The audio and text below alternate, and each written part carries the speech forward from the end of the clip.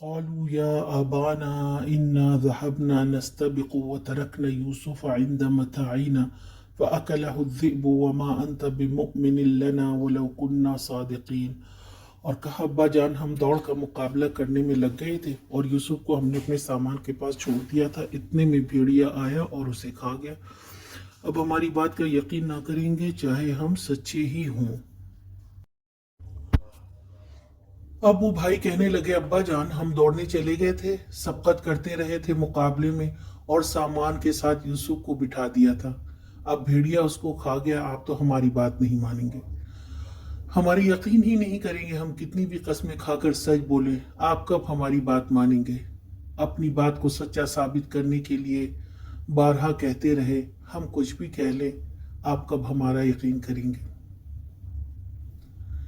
یہ جھوٹ بولنے والوں کی عادت ہوتی ہے، وہ دوسروں کو قائل کرنے کے لیے اپنے سامنے والے کو ایسا ہی بولتے ہیں تاکہ اگلا مجبور ہو جائے اس کی بات ماننے پر. آج کا سوال، بھائیوں نے واپس آ کر کیا کہا؟